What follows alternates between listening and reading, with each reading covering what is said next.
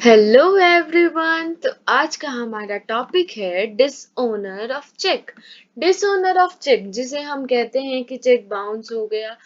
हमारी normal day to day life में हम देखते हैं कि ये क्या है और इसके स्टैट्यूटरी प्रोविजंस क्या है। अब चेक, बहुत सारे बिजनेसेस ऐसे हैं जो आजकल चेक में डील करते हैं। ऑलमोस्ट सभी चेक में डील करते हैं।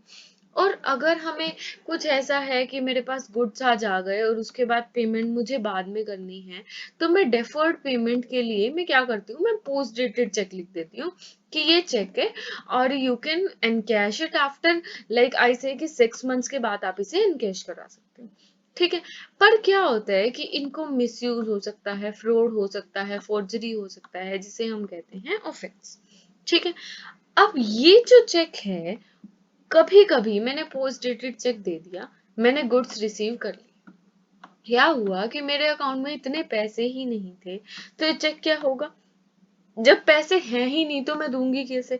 तो ये चेक हो जाएगा बाउंस। इस चेक के बाउंस होने को हम कहते हैं dishonour of cheque, legal term. अब हम देखते हैं कि इसके प्रोविजंस क्या क्या है।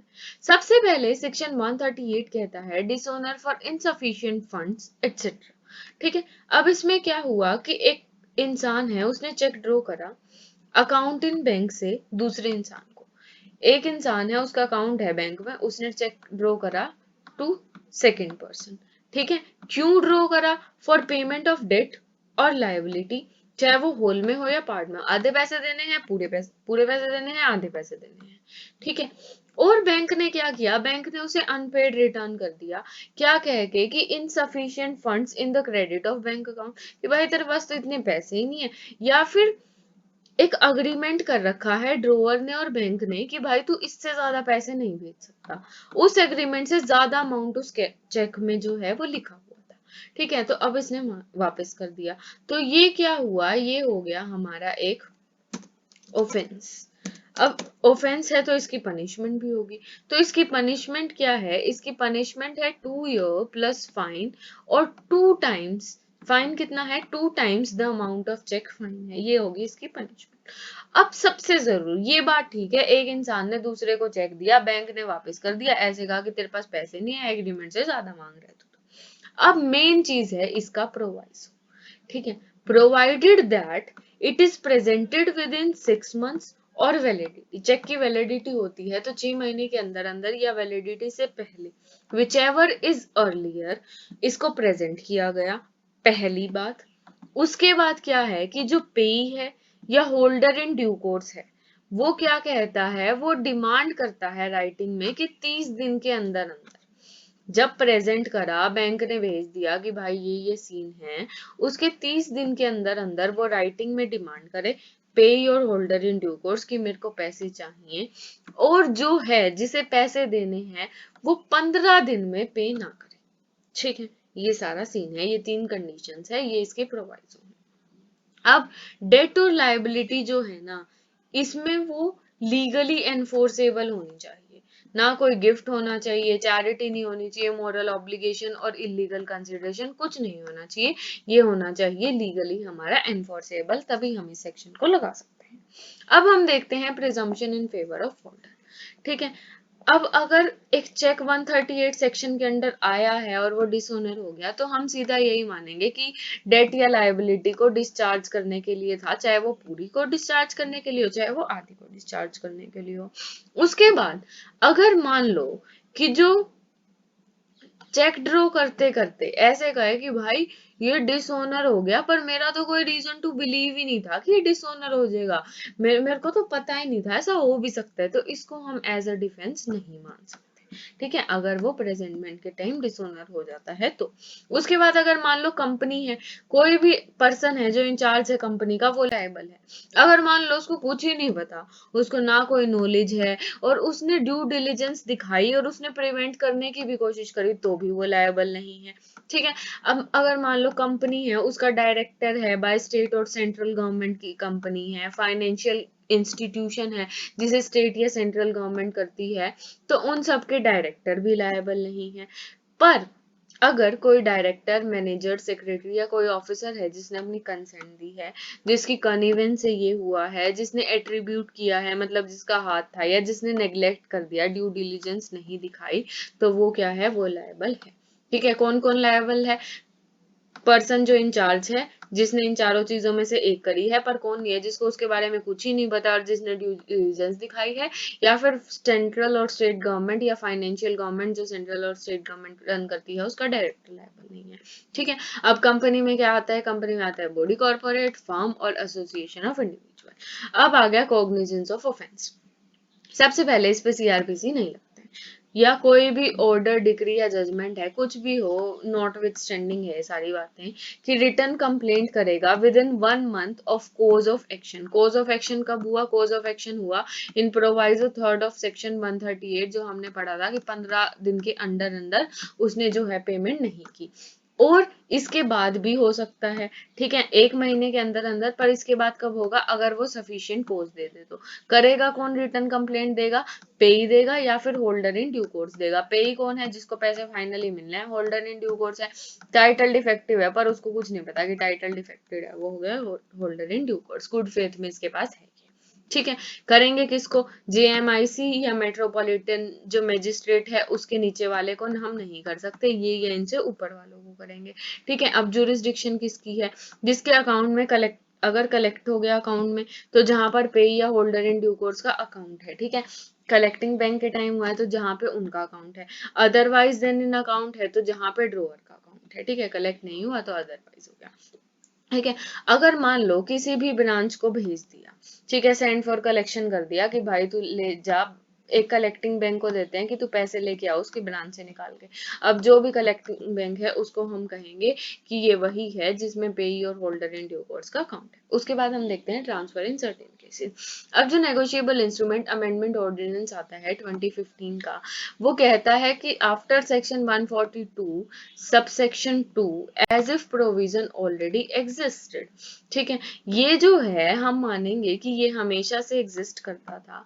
अगर मान लो ड्रोअर के अगेंस्ट एक से ज्यादा केसेस हैं, अलग अलग जगहों पर हैं, तो नोटिस को हम, कोर्ट जो है हम उसको एक नोटिस देंगे, कोर्ट को बताएंगे कि ये सीन है, और कोर्ट एक नोटिस देगा और ट्रांसफर कर देगा सारे को, कहाँ? जहां पर फर्स्ट सूट इनिशिएट हुआ था। अब इसके बाद भी जो हुए या इससे पहले जो भी हो, बहुत सारे केसेस हैं, तो जहां पहला केस हुआ था वहीं सारे केसेस जो भी सब्सिक्वेंट केसेस होंगे वो ट्रांसफर हो जाएंगे और इसमें मर्ज हो जाएंगे, और हम मानेंगे कि यही वो थी जहां पर या तो कलेक्टिंग बैंक था और होल्डर ऑफ ड्यू कोर्स का, या फिर ड्रोअर का बैंक था, जो कि हमारी जुरिस्डिक्शन है। ठीक है, अब सेक्शन 143 में आता है समरी ट्रायल। हम समरी ट्रायल भी कर सकते हैं। समरी ट्रायल क्या होता है? छोटा सा होता है, ज्यादा फालतू बातें हम पूछते नहीं, सीधा जल्दी जल्दी में निपटा देते हैं। अब जेएमआईसी और मेट्रोपॉलिटन मैजिस्ट्रेट है, ठीक है, 262 टू 265 ऑफ सीपीसी अप्लाई होंगे। समरी में पनिशमेंट या तो लेस देन 1 की होगी और फाइन जो होगा वो लेस देन 5 के होगा। ठीक है, 1 साल से कम की पनिशमेंट और 5,000 से कम का फाइन।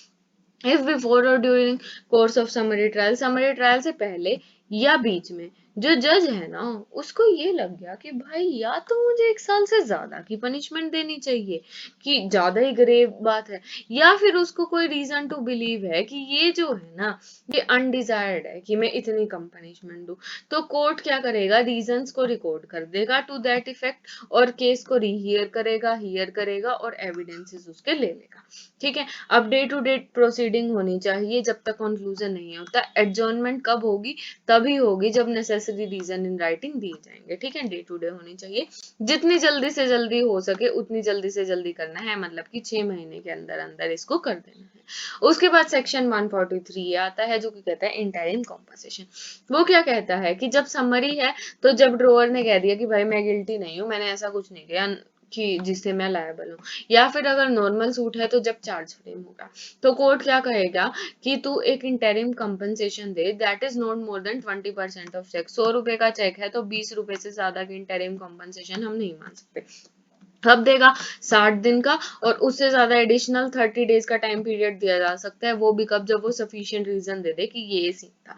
ठीक है, अगर मान लो ड्रोअर गलती से एक्विट हो गया तो वो रीपे करेगा प्लस इंटरेस्ट देगा। ठीक है, जो अमाउंट था, हमने जो 20 रुपए दिए थे, ये 20 रुपए और साथ में इंटरेस्ट, इंटरेस्ट कौन सा, जो उस फाइनेंशियल ईयर के स्टार्टिंग में आरबीआई ने डिसाइड करा था। ठीक है, सीआरपीसी के अकॉर्डिंग फाइन मिलेगा और कोई भी अमाउंट है जो भी इसमें उसने पे करा वो उससे डिडक्ट हो जाएगा। ठीक है, उसके बाद समन कैसे देंगे, सीआरपीसी अप्लाई नहीं होगा, समन हम विटनेस या अक्यूज को देंगे जहां वो ऑर्डिनरीली रहता है, काम करता है, या फिर पर्सनल गेन के लिए जो भी है। स्पीड पोस्ट से भेज सकते हैं, कुरियर से भेज सकते हैं। अगर मान लो उसने अथॉरिटी भेज दी, ठीक है, कोर्ट ने भेज दिया, अब पर्सन ने रिफ्यूज कर दिया एक्नॉलेज करने से कि मेरे को रिसीव हो गया, तो हम मानेंगे कि deem to be duly deliver, कि ये जो है ये ड्यूली और लीगली उसके पास तक पहुंच चुका है। 145 में आता है एविडेंस ऑफ एफिडेविट, सीआरपीसी नहीं लगेगा, कंप्लेनेंट का एविडेंस हम एफिडेविट पे ले सकते हैं, जो भी एक्सेप्शन है इंक्वायरी ट्रायल प्रोसीडिंग के वो सारी अलग बातें हैं। अगर कोर्ट को लगा कि एफिडेविट जो है अक्यूज्ड का और प्रोसिक्यूशन का उसके बेसिस पे उसे समन करना चाहिए या किसी इंसान को एग्जामिन करना चाहिए तो वो उसके बेसिस पे कर देगा। अब जो बैंक की स्लिप है ना वो प्राइमा फेसाई एविडेंस है कि जिसपे ऑफिशियल मार्क है डिसओनर का, तो हम एक प्राइमा फेसाई एविडेंस है किसका, डिसओनर का, और ये हम प्रिज्यूम करेंगे कि डिसओनर हो गया अनलेस एंड अनटिल डिस्प्रूव। ठीक है, ये जो ऑफेंस है ये कंपाउंडेबल है। अब इसकी प्रोसेस देखते हैं।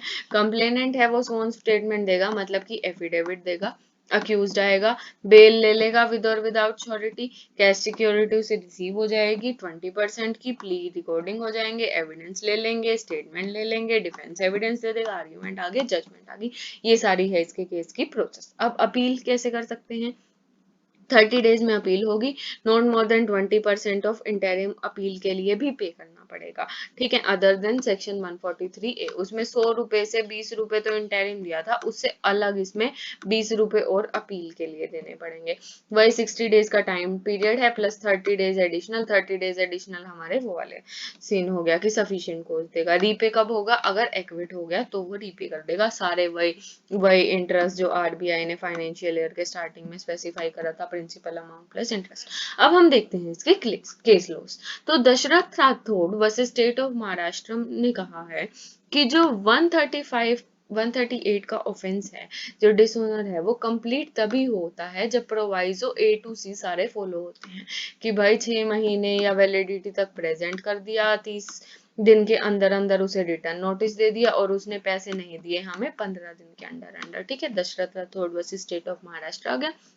उसके बाद भूपेंद्र लीमा वर्सेस आंध्र प्रदेश कहता है दैट लायबिलिटी ऑन डिसओनर, जो ये लायबिलिटी है डिसओनर की, ये हायर या लीगल रिप्रेजेंटेटिव तक नहीं जाती, ये जिस इंसान की उसी की है, डेथ होगी तो खत्म है। ठीक है, उसके बाद आता है लक्ष्मी डायकेम वर्सेस गुजरात। इसमें क्या था, अगर मान उसमें था कि फॉर इनसफिशियंसी ऑफ फंड, जो इनसफिशियंसी ऑफ फंड है उसमें और क्या क्या चीजें आती हैं, उसमें आता है account stopped, payment closed and referred to drawer. अगर बैंक इनमें से और कोई भी बात कहता है तो भी हम मानेंगे कि इनसफिशियंसी ऑफ फंड है। 10 ये जो केस है ये डिसओनर का केस है। तो ये थी हमारी आज की वीडियो। ऐसी ही और वीडियोस के लिए बने रहिए। Thank you.